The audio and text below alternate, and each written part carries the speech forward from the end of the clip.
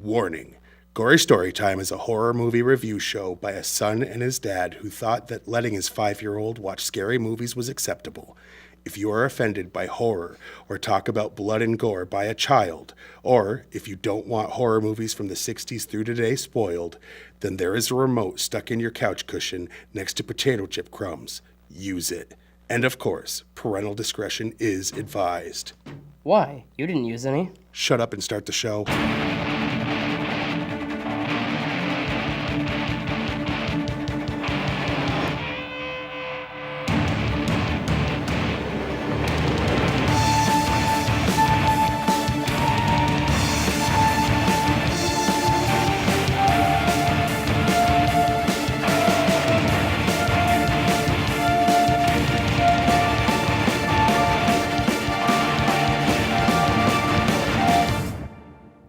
Welcome to Gory Storytime. I'm your host, Jason. And I'm his co-host and his father, Craig. And this is the show where we normally review R-rated horror movies, but this is being recorded just before April 1st, and we try to annually... And Easter, so this is our Easter episode. Yeah, anyway, we do try to annually come up with a horror comedy, and this one's more comedy, but there is gore. A lot. There's definitely gore. So this is our April Fool's episode this year. Because we've done, like Scary Movie and a couple other ones in the past. So this week we're doing Cannibal the Musical. Which a lot of you may not have ever heard of. It was put out by Troma, the same people who did The Toxic Avenger and Tromeo and Juliet. And there was a bunch of... that's a thing.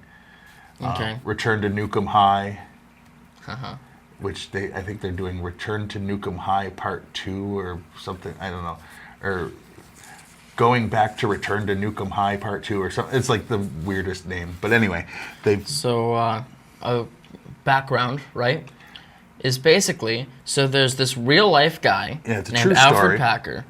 And he was the only convicted, well, we'll get into that, but he was convicted of cannibalism in Colorado. Him and a group of people were out in the woods. And he was the only one they found. They got snowed in. Well, they found parts of the others, and they charged him with cannibalism. He was the only one that was able to tell anybody anything. This was basically... What if he didn't do it? Trey Parker of South Park fame in college said, what if he was innocent? And what if that story was told in musical form? Oh, yeah. And this is what they did. I mean, musical, there was maybe 4 songs? 5? I mean, really. But they kept doing them over. Yeah, but I'm saying, like, a lot of it's just acting and not musical. Oh, yeah. It's a lot less musical than most musicals. But it's about as musical as you'd expect from anything Trey Parker does. I mean, South Park had a bunch of songs. He even sang in like Basketball, which wasn't even his script, but he made sure to sing in it.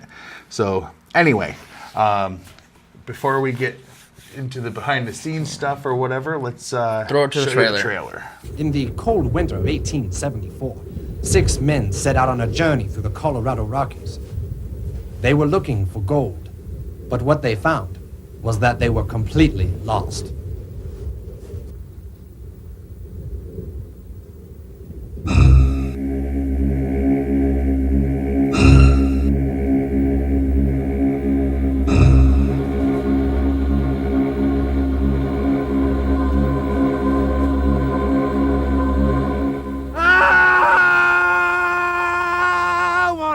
About it now. Yeah.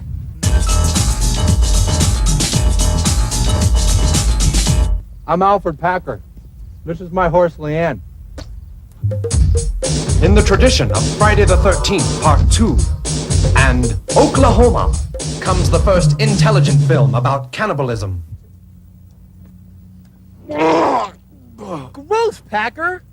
So let's build a snowman, we can make him our best friend. We can name him Shannon Wilson Bell. We can make him tall, or we can make him not so... I'm shatterproof. There's nothing you can show me. I'm still Santa tall, so you all can blow me. I'm shatterproof. So, Okay. now you know what you're in for. Now, I know we had said we were going to be doing a bunch of schlocky 80s stuff 4 in a row, but that's because we didn't think about the fact we had April Fools coming up. So next week we'll get back into those. But before we get into this one, we do have to give a shout out to our real sponsors. These are actual things you can actually buy or actually do or actually see or, you know. And I'm going to keep doing that for the drinking game version so that right now you Poor are Colin out there faced. doing shots of bleach. Anyway, this week, Gory Story Time is brought to you by Al's Sauces. Whether you're making barbecue or marinating chicken, Al's Sauces are the best available. Al has many flavors to choose from, like steak sauce, honey barbecue, teriyaki, and more. So if you want your meat to taste like it did in the Old West, Al's Sauces are the best. Just remember, don't get any on your fingers. You may just eat them by mistake. Yum. And by Everything is a Musical. The theater troupe that takes a movie a month. Yeah. A movie a month. Takes a movie a month. Oh, a movie a month, There we and go. makes a Broadway style musical out of it. We only choose those films you would never expect. Some recent examples are In Your Dreams, the Nightmare on Elm Street musical with the hit song Welcome to Primetime, Bitch, and Dirk, the musical from the musical version of Boogie Nights featuring the song Coming Soon, and gross. And next month, and next month, And next month, no. What? And next month, the Drand, the what? the Drand. No. The Doctor and Oh. there's a period after DR. Oh, okay. The Doctor and the Centipede, the Human Centipede, with the new song, Well, so my mouth to your button push. That's Everything is a Musical. Look for it by name. I didn't say look for it by name, but well, so my mouth to your button push. Oh, goodness. Anyway, No wonder we can't keep the same two every week. well, because no one wants to hear from him again. Right. Anyway, So you should start, or me? go ahead. Okay. Packer's horse is named Leanne after Leanne Adamo, Yeah. Trey Parker's former fiance. Parker discovered that Adamo was having an affair, so he gave her name to the horse that would let anyone ride her. Spadoinkle was not originally intended to be in the finished film. While writing the music, Trey Parker wrote it in as a filler word until he could think of something better. But all of his friends agreed that word needed to stay. The judge in the courtroom is played by Randy Parker, Trey Parker's father. The film was released by Troma in 1996, but it was actually filmed in 1993 while Trey Parker was attending University of Colorado at Boulder. Contrary to popular belief, Parker was not expelled due to missing class while making the movie, and went on to graduate. The trial scenes were filmed in the same courtroom in which Alfred Packer was tried in Lake City, Colorado. So they filmed the trial in In the room courtroom. that they did the actual thing. Yep. Trey Parker uses the alias Juan Schwartz in the credits. This is a variation of John Schwartz, an alias Alfred Packer used while he was in hiding. What? That's genius. So, yeah, I mean, we'll get into that. There were so many little Right. parody things. The tribe of Japanese Indians that Packer and his group encounter on their journey is referred to as the Nihonjin tribe. Nihonjin is Japanese for Japanese people. They were played by Japanese exchange students while at UCB. Trey Parker has had a double major in music and Japanese. As the Nihonjin Indians walk away with the group at sword point, one of them is heard saying in Japanese, loosely translated, "This movie is really stupid." During the first Let's Build a Snowman scene, there is and by the way, doesn't it seem like they stole that for Frozen? Ah! Do you want to build a snowman? This is Let's build a snowman. I think I think the co-creator of South Park needs to be suing Disney. Anyway, during the first Let's Build a Snowman scene, there's a close-up of tap dancing. The next shot is a brief wide shot, and in the background, the snowman's head is replaced with an alien head, which... Just because. Yeah, for no reason. Masao Maki, who plays the Indian chief, is actually the owner of Sushi Zanmai in downtown Boulder, where UCB is located, and where Trey Parker and Matt Stone attended college while this movie was being made. When Alfred wakes up from the bizarre dream about Frenchie, he screams, "Ike!" for no apparent reason. Trey Parker later explained that was a reference to the film The Legend of Alfred Packer from 1980, the first biopic about Packer's life. In one scene, Packer also awakes from dream and screams the exact same words and is never explained why. Oh, that's perfect. So yeah, like there's so many references like this To the actual guy. Creepy. The movie was originally titled Alfred Packer the Musical. Lloyd Kaufman, owner of Troma, convinced Trey Parker to change the title to Cannibal the Musical because though Packer is well known in Colorado, very few outside of the state know who he is. A little bonus thing. Unless you listen to the Dr. Demento show, there was a famous song by C.W. McCall, the same guy who did, there's a very famous country song called Convoy. Well, he did a song about Al Packer's Cannibal Bar and Buffet or something like that. And that's literally the story of, in a country song from the 70s, but whatever. The woman seen in a black skirt and white blouse as two men begin to say, "Hang the bastard," is actually Matt Stone dressed in drag. Oh, really? The courtroom The courtroom dialogue is based on actual court transcripts and contemporary newspaper reports. Court transcripts and contemporary newspaper reports mention an old lady throwing a tomato at Packer. Which happens in the film. Of course. Yes. Some of the extras appearing in the movie were Trey's professors. These include avant-garde filmmaker Stan Brakhage as George Noon's father, Don Yanacito as James's father. Yanacito is still teaching filmmaking at CU Boulder. Nice.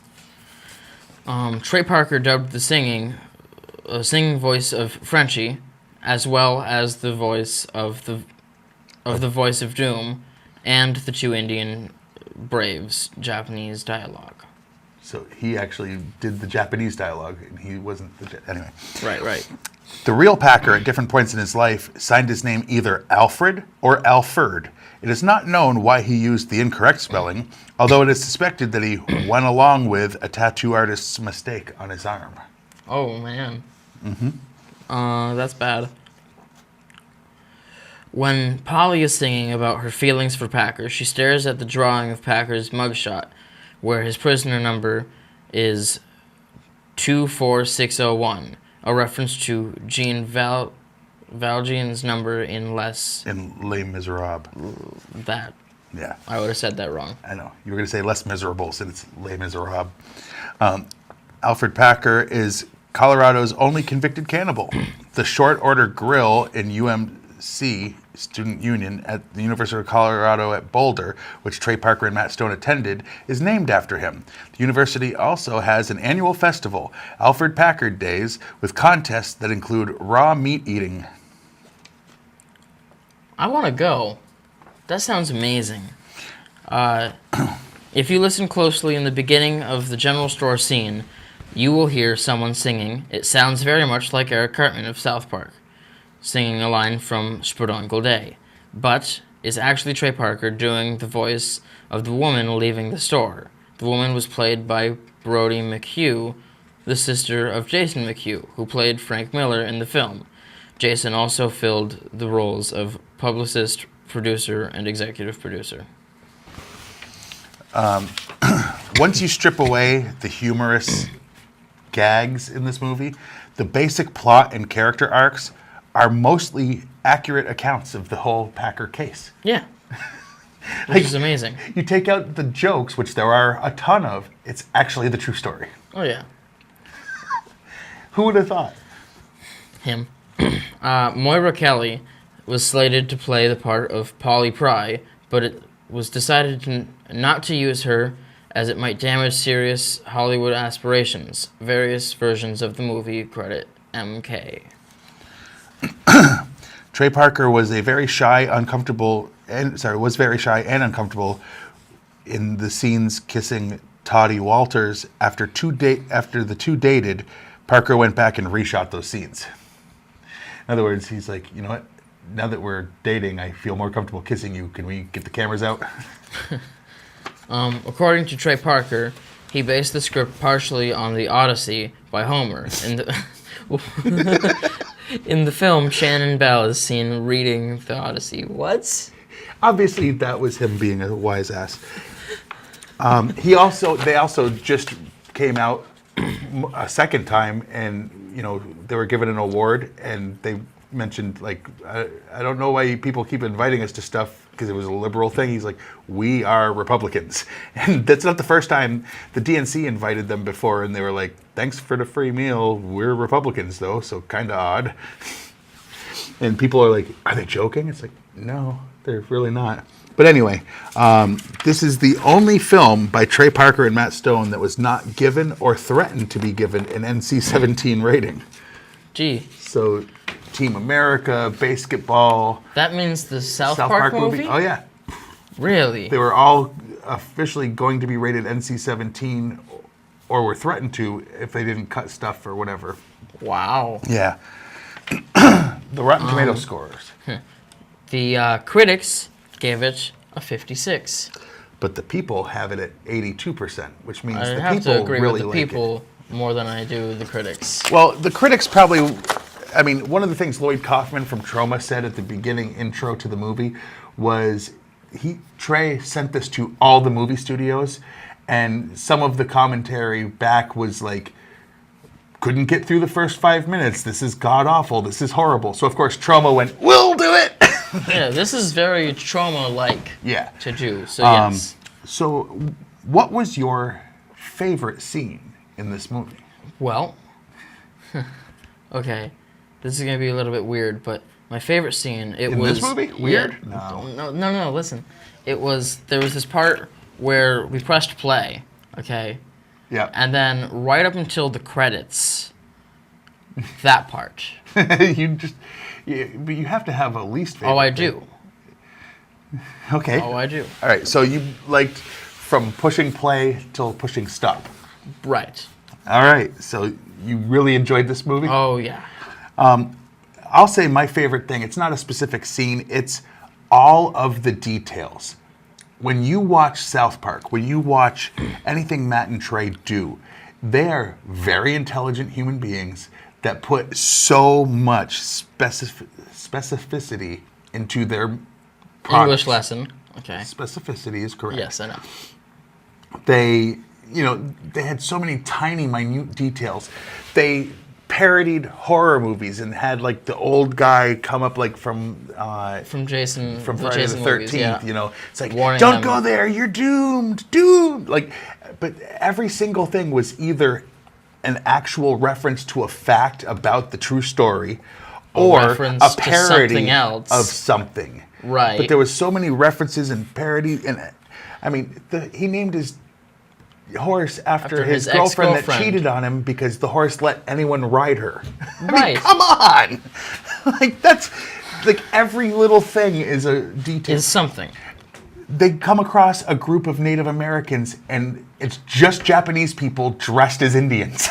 Yeah, because yes. And they speak Japanese, they have samurai swords, but they...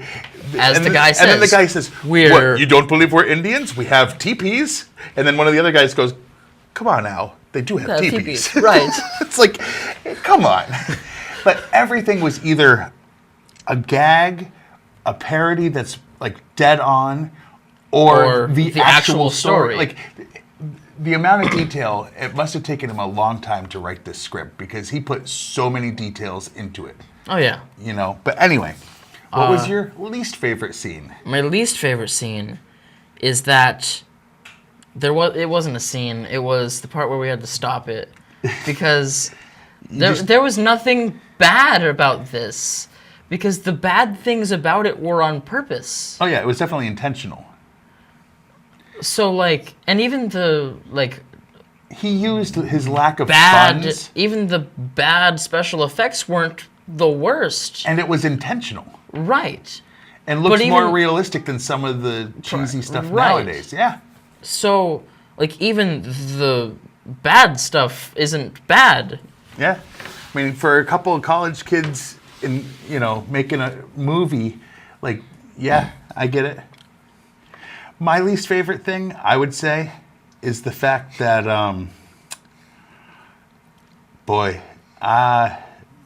I really love this movie. It was a great movie. I watched this movie when it first came out on video cassette, and First Run Video threatened, like, this is expensive. If it gets damaged, it's like $300. Oh goodness. Oh yeah, because it was rare originally, and I just paid like I think $6 for it, Oh, okay then.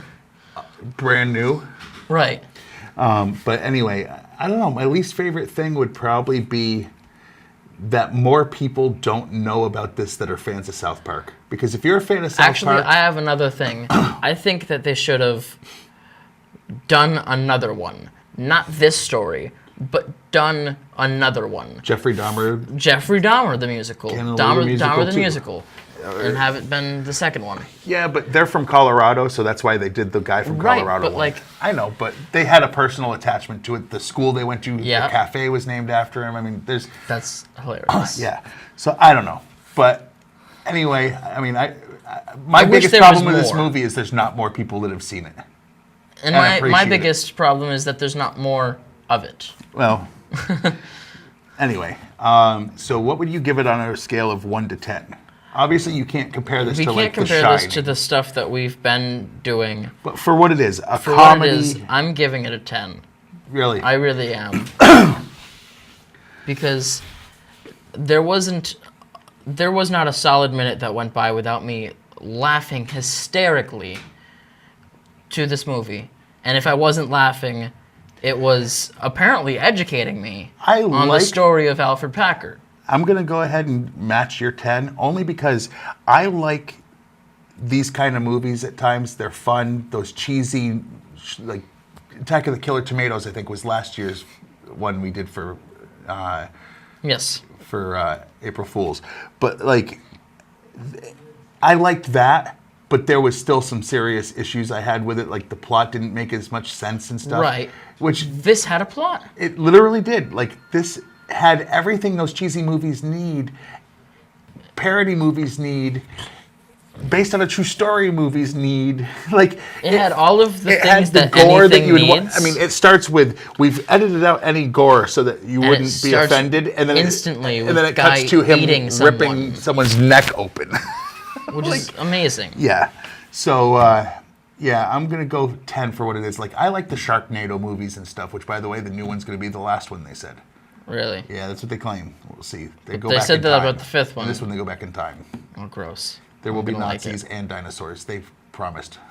Oh. I know. It's like, really? But anyway. Know what this is about? No, but just giving you a heads up. Coming next year to the April Fool's episode. No. So anyway, yeah, for what it is, it's a 10. I mean, the acting, it was, honestly, they chose, like, that Japanese guy. Oh, yeah. Because he couldn't speak English very well and knew that it would make him sound like he wasn't acting well because he was trying to remember the lines, because he was. They literally chose him Because he for wouldn't the be way able to he do would it. act. Right. They wanted that to, like, it was intentional. They could, like, the other Native American Japanese folks, We're Trey. well, the When it voiceovers. came to the voice. But I'm saying, like, their acting was fine. Oh, yeah. He literally chose this guy because he couldn't act, because he wanted that look in Oh, yeah. that part. Like, it was intentional. It was the bad was completely intentional. mocking the idea of the... We've got to wrap up. Yeah. All right. We're going too long, apparently. Yes. So, Goodness. gorystorytime@yahoo.com is our email. We've got our Gory Storytime Facebook, Fact TV's got a Facebook. Go like Search those for pages. Follow us on Factdate.com. Twitter. Yeah, You can go watch episodes of this and other episodes of their stuff. Thursdays at 8:30 and Fridays at 7 o'clock, I believe. You can watch this show. Or whatever we said last week. Listen to that.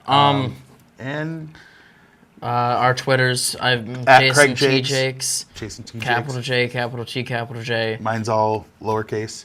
And we don't talk about the show, but we'll have fun offending you. That's pretty much it for this week, right? So until next time, I'm your host, Jason. I'm his co-host and his father, Craig, and Sweet dreams. Have a